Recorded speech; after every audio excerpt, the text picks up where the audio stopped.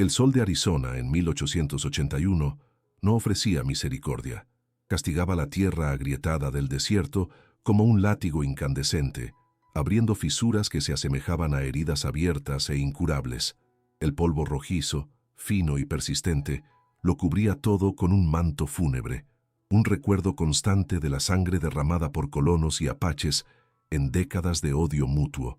En el centro de aquella desolación, el rancho de Jake era un esqueleto de madera, corroído por el tiempo y la negligencia.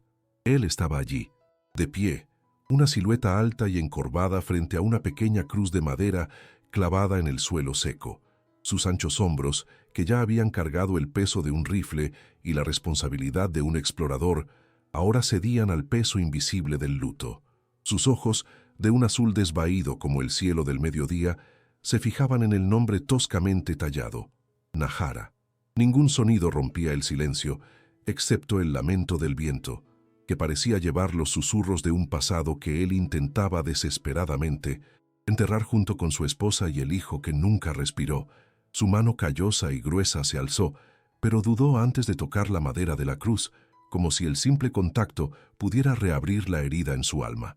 El dolor de Jake no estaba hecho de lágrimas, sino de un silencio árido, un vacío que resonaba con el paisaje a su alrededor. Era un hombre roto, viviendo deliberadamente en un mundo sin colores, sin sonidos, sin futuro. Fue entonces cuando el sonido de cascos se acercó, rompiendo su reclusión. Un vecino con el rostro surcado por la preocupación y cubierto del mismo polvo rojo, se detuvo a pocos metros. «Jake», dijo, con la voz ronca por la urgencia, «el coronel Stallworth está reuniendo hombres.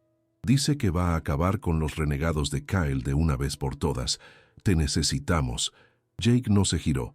Sus ojos permanecieron clavados en la tumba y su respuesta fue un murmullo áspero cargado de una finalidad cortante. «Esta guerra ya no es mía». La frase flotó en el aire caliente y, pesado, un muro erigido entre él y el mundo. La declaración de un hombre que ya había elegido su tumba, aunque todavía respirara. La negativa de Jake a involucrarse con el mundo de los hombres fue sellada con su silencio, pero el destino tenía una manera cruel de ignorar las voluntades de un corazón roto. Días después, el aire inmóvil fue rasgado por sonidos lejanos de disparos, un eco familiar y odiado que hizo que los músculos de Jake se tensaran. Desde su porche, vio una nube de polvo en el horizonte, la firma de una masacre. De dentro de ella una figura pequeña y desesperada emergió, corriendo con la energía febril del pánico. Era una joven india, tropezando por la tierra implacable, con el terror estampado en cada movimiento. Corría como si el mismo diablo la persiguiera, hasta que sus piernas cedieron y se desplomó, un pequeño montón de harapos y agotamiento a menos de medio kilómetro de su propiedad. Jake observó, su rostro una máscara de piedra, el conflicto librando una guerra silenciosa dentro de él. Cada instinto le gritaba que diera la espalda, que mantuviera la promesa de aislamiento que había hecho a la memoria de Najara. Permaneció inmóvil durante un largo momento, el sol golpeando su rostro sin que él parpadeara. La neutralidad era su armadura, la apatía su fortaleza, pero la imagen de la chica caída, tan vulnerable contra la vasta hostilidad del desierto, comenzó a corroer sus defensas. Era una visión que recordaba a un pajarillo arrojado del nido, una presa fácil para los coyotes y para el calor asesino.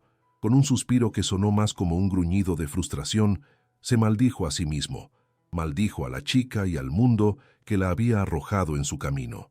Sus pies se movieron casi contra su voluntad, las pesadas botas levantando pequeñas nubes de polvo a cada paso reacio. No se dirigía hacia ella como un salvador, sino como un hombre arrastrado por una corriente invisible, un último vestigio de un código de honor que creía muerto hacía mucho tiempo, una fuerza que se negaba a dejarlo pudrirse en paz mientras la vida se extinguía tan cerca. Al acercarse, notó los detalles de la tragedia. Las huellas de caballos con herraduras mezcladas con rastros de mocasines, el olor a pólvora todavía en el aire. La chica, que no debía tener más de 16 años, estaba inconsciente, con el rostro arañado, los labios agrietados y sangrando por la sed. Su vestido de cuero estaba rasgado, y una herida superficial manchaba su brazo de rojo. Jake se arrodilló a su lado, sus movimientos eficientes y desprovistos de ternura. Verificó su pulso, fuerte pero rápido. Sus ojos examinaron el horizonte, buscando perseguidores, pero el desierto guardaba sus secretos. La giró con cuidado, preparándose para levantarla, cuando algo brilló bajo la luz del sol. Un hilo de cuero en su cuello, sujetando un pequeño medallón de plata pulida, un objeto extrañamente familiar en aquel escenario de brutalidad y polvo. El corazón de Jake se detuvo. El medallón era simple, un disco de plata con el diseño de un águila en pleno vuelo grabado en su superficie, las alas abiertas, las plumas detalladas con una precisión que él conocía íntimamente. Sus propias manos habían creado aquellas marcas. Lo había forjado en una noche fría como un regalo para Nahara, un símbolo de la libertad y la fuerza que veía en ella. Verlo ahora, en el cuello de una extraña, fue como un puñetazo en el estómago, dejándolo sin aliento y reabriendo la herida que creía cicatrizada. Aquel pedazo de metal era más que una joya, era un fragmento de su alma, un testimonio de un amor que creía haber sido borrado de la faz de la tierra. Por un instante, el desierto desapareció, y él estaba de vuelta en el pasado, escuchando la risa de Nahara mientras le ponía el collar en el cuello. La realidad volvió con la fuerza de una ola, trayendo una avalancha de preguntas que no estaba preparado para afrontar. Sin pensarlo más, la tomó en sus brazos. Era sorprendentemente ligera, una carga física insignificante, en comparación con el peso que su presencia imponía en su conciencia. La llevó dentro del rancho, a la habitación de invitados que no se usaba desde hacía años, y la acostó en la cama cubierta de polvo. Con una palangana de agua y algunos paños, comenzó a limpiar sus heridas con una eficiencia mecánica, un eco de su entrenamiento como explorador. Sus movimientos eran deliberadamente impersonales, un intento de tratar la situación como un problema a resolver, no como un ser humano al que cuidar. Intentaba con todas sus fuerzas mantener la distancia emocional, pero la visión del medallón en su piel morena ardía en su mente, un enigma que le impedía simplemente dejarla marchar cuando recuperara las fuerzas. Estaba actuando por un impulso que no comprendía, atado a ella por un secreto que aún no conocía. La chica despertó horas después, con un grito asustado. Sus ojos oscuros y grandes se abrieron de par en par al ver a Jake, y se encogió en un rincón de la cama, el cuerpo temblando de miedo. «¿Quién eres? ¿Dónde estoy?», preguntó en lengua apache, la voz débil y trémula. Las palabras lo golpearon como piedras. Era la lengua de Nahara, la lengua que no hablaba desde el día en que la enterró. Había dejado que las palabras murieran en su garganta, un sacrificio más en su altar de luto.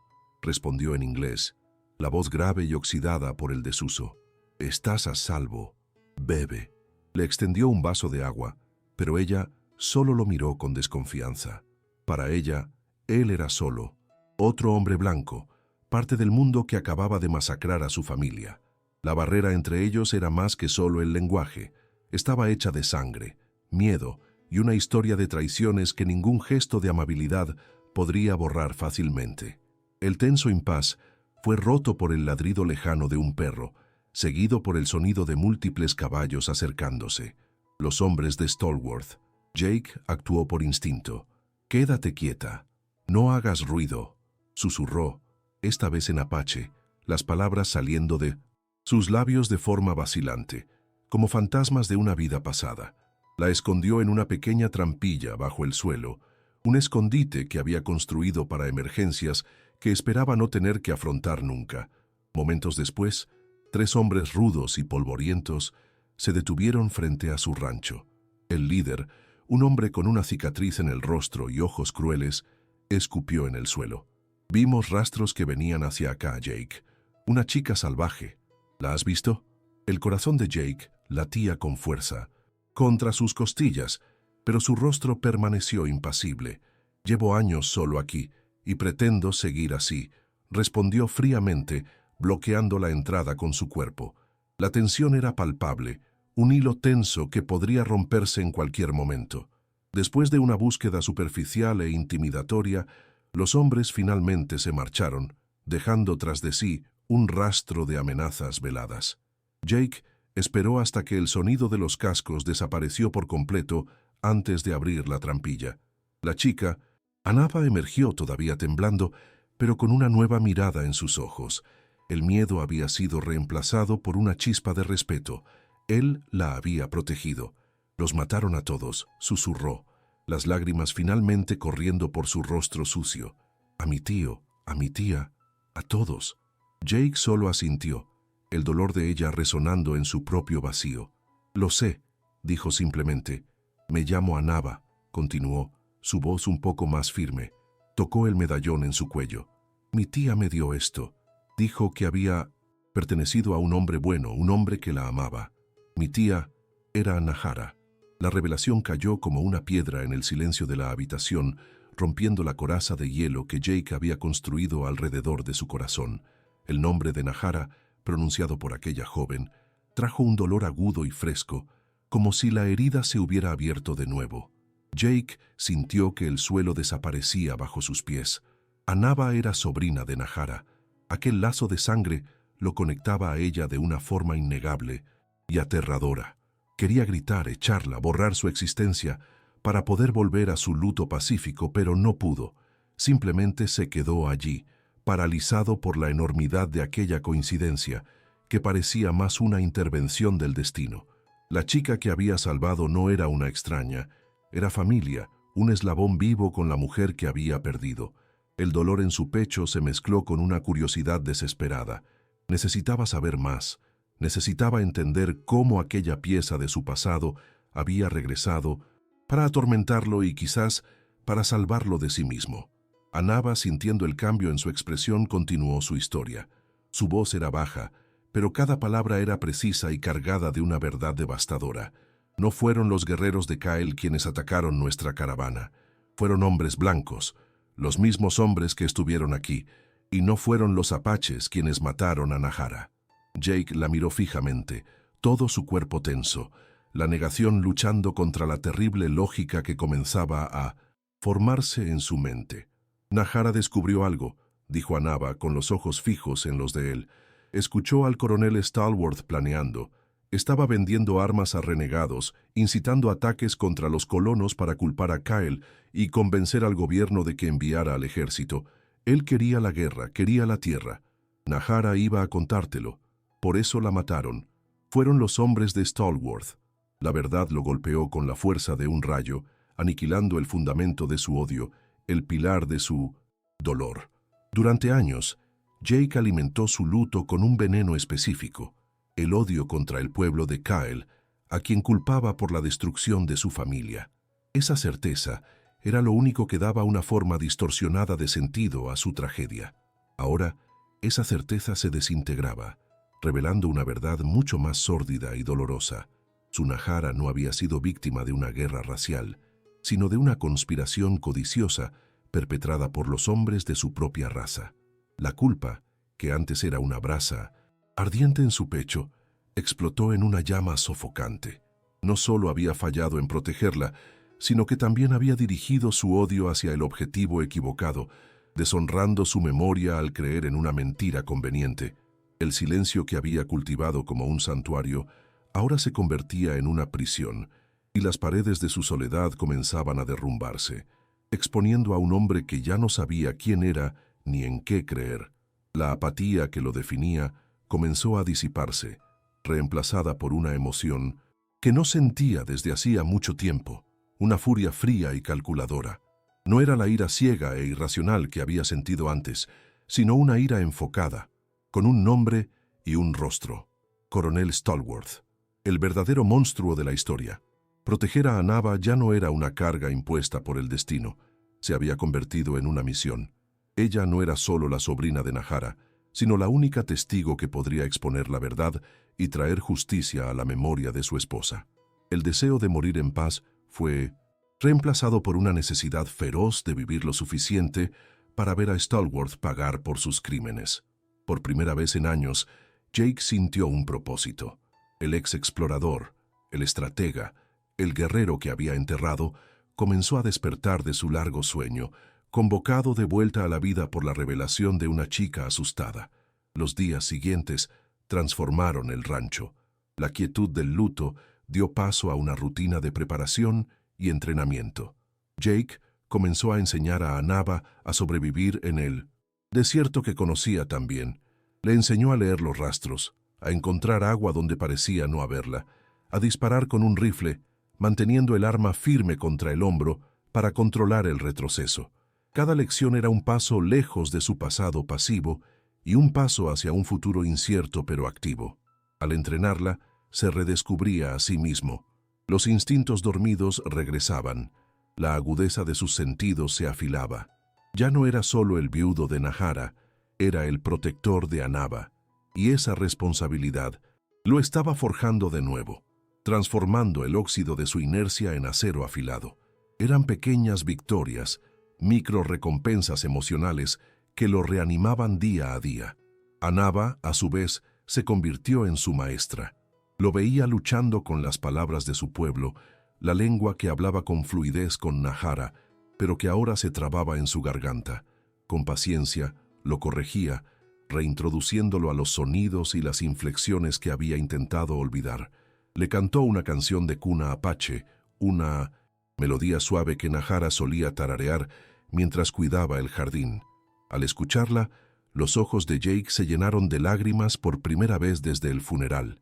No eran lágrimas de desesperación, sino de un dulce y doloroso recuerdo, una catarsis que limpiaba parte del veneno de su alma. Le estaba devolviendo más que un idioma. Le estaba devolviendo las partes de sí mismo que había perdido con Nahara, mostrando que el amor de ellos aún vivía a través de esos recuerdos compartidos. El peligro, sin embargo, nunca estaba lejos. Una mañana, mientras rastreaban cerca de un cañón, se encontraron con un pequeño grupo de guerreros apaches. Eran hombres de Kyle. El encuentro fue súbito y tenso. Uno de los guerreros reconoció a Anaba y la acusó de ser una traidora por aliarse con un hombre blanco. Antes de que la violencia pudiera estallar, Jake usó su conocimiento del terreno, creando una distracción. Disparó a una roca suelta sobre ellos, provocando un pequeño desprendimiento de tierra que los obligó a retroceder y les dio a él y a Anaba tiempo para escapar. La huida desesperada por los estrechos desfiladeros reafirmó la precariedad de su situación. Estaban atrapados entre dos fuegos, cazados por los hombres de Stallworth, que querían silenciarlos, y vistos con desconfianza por el pueblo de Kyle, que los consideraba enemigos. No había refugio seguro, solo la constante necesidad de luchar para sobrevivir. Aquel peligroso encuentro los obligó a tomar una actitud más audaz. Esconderse y huir no era una solución a largo plazo. Necesitaban golpear a Stallworth de una forma que lo desestabilizara. Usando sus habilidades de explorador, Jake descubrió la ruta de un cargamento de armas destinado al coronel, una entrega secreta que sería utilizada para armar a sus hombres para la masacre final contra la tribu de Kyle. Al amparo de la noche, actuaron. No fue una batalla, sino un acto de sabotaje silencioso y preciso. Desviaron a la mula líder, haciendo que toda la carga cayera en una grieta profunda e inaccesible del cañón. Fue una victoria significativa, una que los llenó de una peligrosa sensación de esperanza. Sin embargo, sabían que aquel acto no pasaría desapercibido. Se habían rebelado, transformándose de fugitivos anónimos en una amenaza directa y declarada al poder del coronel Stallworth, y sin saberlo, atrayendo también la ira de Kyle, que ahora los veía como ladrones. La pequeña victoria del sabotaje tuvo un coste inmediato y brutal. El rastro de ellos, antes sutil, ahora era una cicatriz en el paisaje. Y no fue Stallworth quien lo encontró primero.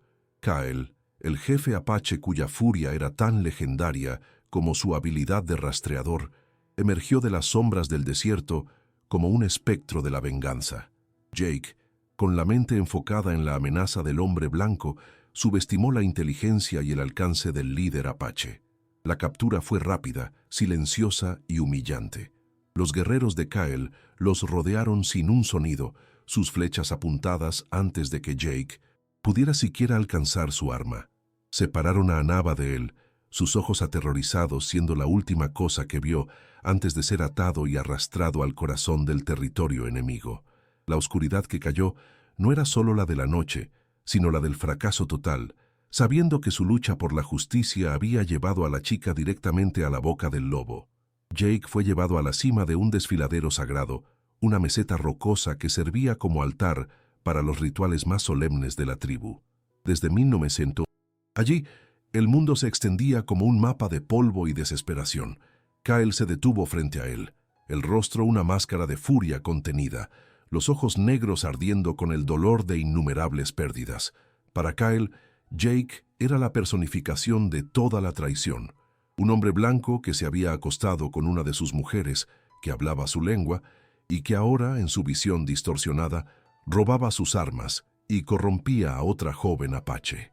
«Viviste entre nosotros», dijo Kyle, su voz baja y letal. «Aprendiste nuestros caminos y los usaste para profanarnos. Te llevaste a mi hermana, y ahora te llevas nuestras armas y a nuestras niñas.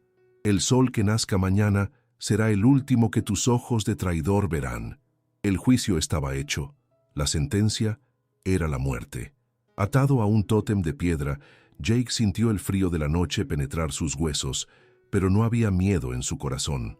Había solo una resignación cansada y una preocupación abrumadora por Anaba. No luchó contra las cuerdas ni suplicó por su vida. En su mente quizás aquel era un final justo. Había fallado en proteger a Nahara y ahora había fallado en proteger a Anaba. La muerte a manos del hermano de su esposa parecía una forma poética y terrible de cerrar el ciclo de su dolor. Cerró los ojos y la imagen de Nahara sonriéndole surgió en su mente, no como un fantasma acusador, sino como un recuerdo de paz. Si su muerte podía, de alguna manera, aplacar la furia de Kyle y salvar la vida de Anaba, entonces que así fuera. Había abandonado la esperanza hacía mucho tiempo. Ahora simplemente aceptaba el final del camino. El amanecer llegó, derramando una luz carmesí sobre las rocas, haciendo que el desfiladero pareciera manchado de sangre fresca. El aire estaba frío e inmóvil, cargado con la solemnidad de la ejecución inminente. Los guerreros de Kyle formaron un semicírculo silencioso, sus rostros estoicos observando a su líder. Kyle tomó su arco, una pieza magnífica de madera y tendón, y sacó una única flecha de su carcaj. Cada movimiento era deliberado, ritualístico, cargado de un peso histórico y personal. Tensó la cuerda del arco, el sonido vibrando en el silencio mortal. El mundo parecía haber contenido la respiración. Para Jake, cada segundo se estiraba en una eternidad. No miraba a Kyle, sino al horizonte lejano, al primer rayo de sol que sellaría su destino, buscando un último atisbo de la belleza indiferente de un mundo que estaba a punto de dejar atrás. Kyle alzó el arco, el cuerpo tenso, la flecha con punta de obsidiana apuntada directamente al corazón de Jake. El momento final había llegado. No había más palabras que decir, solo el acto final de venganza que, Kyle creía, honraría la memoria de su familia y de su pueblo. Jake no se encogió. Aceptó la punta de la flecha como su destino. En lugar de una plegaria o un último desafío, un único pensamiento claro atravesó su mente: el nombre de su hijo, el secreto que él y Nahara habían guardado como un tesoro. Era la única parte de su amor que el mundo nunca había tocado ni manchado. Con su último aliento, susurró el nombre en lengua apache, no para Kyle, sino para el viento, para la memoria de su esposa. Tayan. La palabra que significaba águila nueva fue casi inaudible, pero en el silencio del desfiladero sonó como un trueno. La flecha vaciló. La mano de Kyle, firme como una roca segundos antes, tembló visiblemente. Sus ojos se abrieron de par en par en shock e incredulidad. Aquel nombre, Tayan, era un secreto de familia, un nombre susurrado por su hermana menor en una carta enviada semanas antes de su muerte. Nahara, radiante de esperanza, le había contado sobre el hijo que esperaba y el nombre poderoso que habían elegido juntos. Era la prueba irrefutable, la llave que abría la verdad. El hombre frente a él no era un enemigo cualquiera, era el esposo de su hermana, el padre de su sobrino no nacido. El odio que había alimentado la venganza de Kyle se deshizo en un instante, reemplazado por una ola abrumadora de luto compartido. La imagen de su hermana sonriendo suplantó la sed de sangre. El arco comenzó a bajar lentamente, la punta de la flecha ahora apuntando al suelo. En ese exacto instante de vulnerabilidad y revelación emocional, el chasquido agudo de un rifle rompió la santidad del momento. Una bala rebotó en la roca cerca de la cabeza de Kyle, deshaciendo el hechizo. Al otro lado del desfiladero, emergiendo con el sol naciente a sus espaldas como demonios, estaban el coronel Stalworth y sus hombres. Habían seguido a los apaches esperando la oportunidad perfecta para aniquilar todos sus problemas de una sola vez. El clímax de Dos Fuegos estalló. El peligro inminente de una ejecución ritualista fue instantáneamente reemplazado por la amenaza caótica e indiscriminada de una masacre. Ya no había tiempo para el luto o la comprensión. Solo había el sonido ensordecedor de los disparos, los gritos de los guerreros heridos y la dura realidad de que todos allí, Apache y Hombre Blanco, estaban en la mira del verdadero enemigo. Jake y Kyle se miraron por encima del caos. Un universo de entendimiento pasó entre ellos en aquella única mirada. El dolor compartido por Nahara, la revelación del nombre, la traición de Stalworth, todo convergió en una alianza forjada en el fuego. Ya no eran captor y cautivo, enemigo y víctima. Eran cuñados unidos por una pérdida y por un deseo común de justicia. Uno de los guerreros de Kyle cayó muerto al lado de Jake, y un cuchillo rodó de su vaina. Con un movimiento rápido, Jake se inclinó y cortó las cuerdas que ataban sus muñecas. En el mismo instante, Kyle soltó un grito de guerra, no de odio contra Jake, sino un llamado para que sus hombres se reagruparan y lucharan contra los tiradores que los emboscaban. La venganza personal estaba muerta, la guerra por la supervivencia había comenzado. La batalla en la cima del desfiladero fue un infierno de pólvora y desesperación. Las tácticas de guerrilla de los apaches, lideradas por Kyle, chocaron con el poder de fuego superior de los hombres de Stalworth. Jake, ahora libre, luchó con la ferocidad de un hombre que ya no tenía nada que perder y todo por lo que luchar.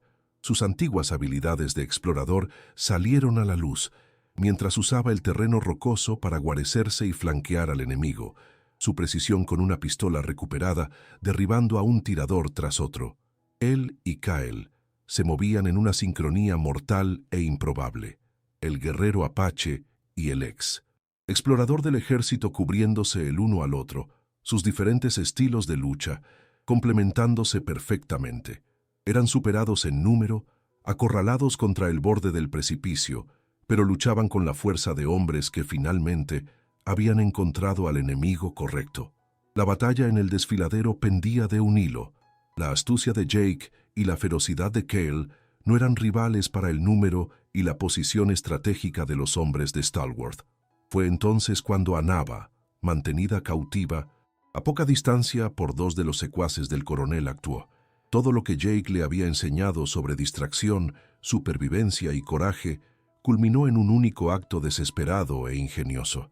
Usando un trozo de vidrio para cortar sus ataduras, asustó a los caballos de los tiradores, provocando una estampida caótica que los obligó a romper su línea de fuego. El súbito pánico y el polvo levantado por los animales crearon la oportunidad que necesitaban. Anaba no fue una damisela para ser rescatada. Fue la arquitecta del giro, una guerrera por mérito propio, usando el conocimiento que Jake le transmitió para salvar a todos. La pequeña victoria que proporcionó fue suficiente para cambiar el curso de la guerra. En la confusión, Jake avanzó, el cuerpo moviéndose con una precisión letal que creía haber perdido para siempre.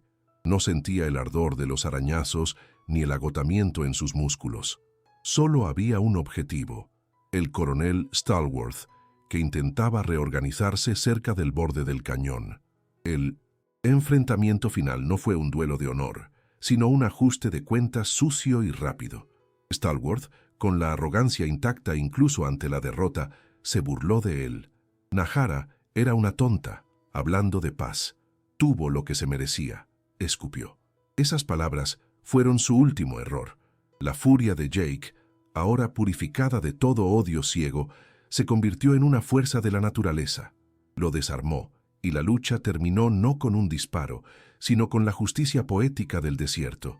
Stalwart, desequilibrado, cayó al profundo abismo, su grito resonando y desapareciendo en el mismo vacío que él había creado en la vida de tantos otros. Con la muerte de su líder, los hombres restantes de Stalwart se dispersaron, huyendo hacia el desierto que, a partir de ahora, sería su juez y verdugo. El silencio que siguió fue profundo y pesado, roto solo por el gemido del viento.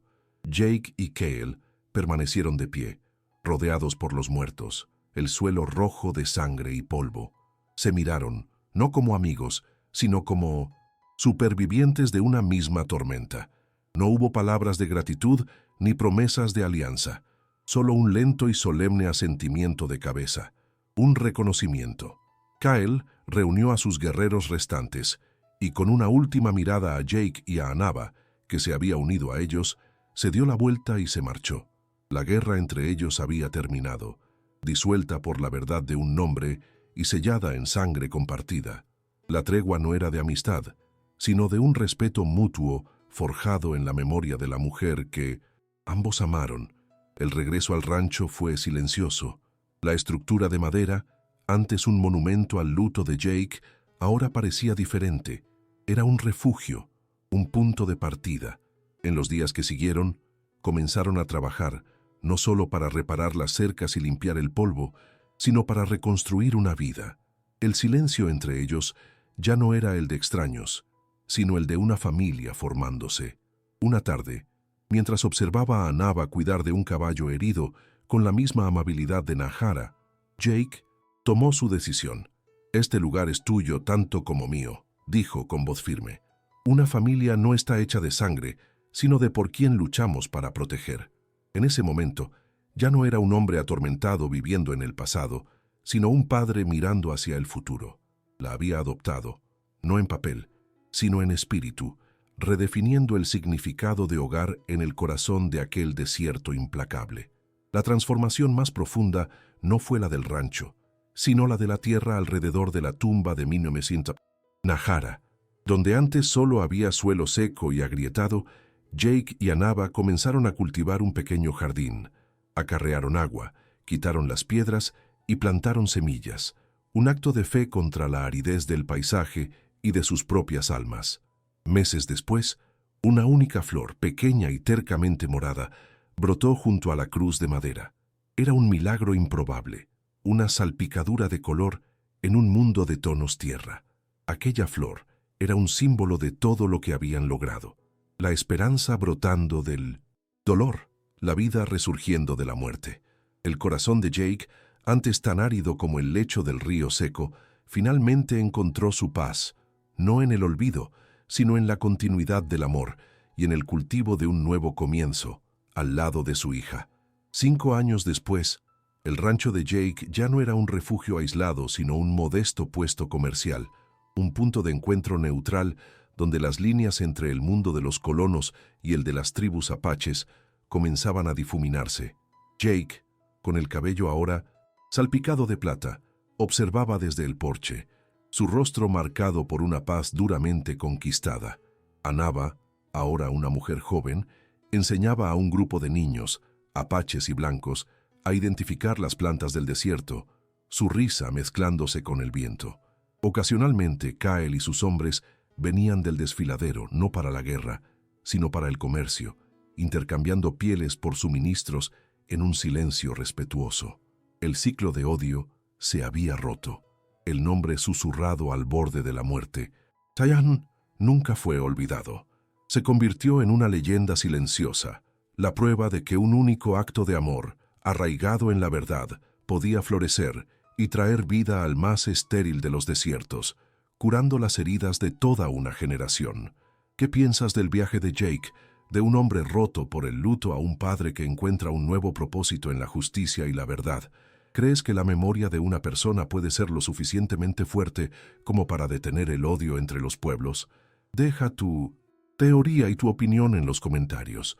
Si crees que la verdad es el arma más poderosa contra la injusticia, sin importar cuánto tiempo pase, dale me gusta a este video y suscríbete al canal para más historias de redención y coraje como esta.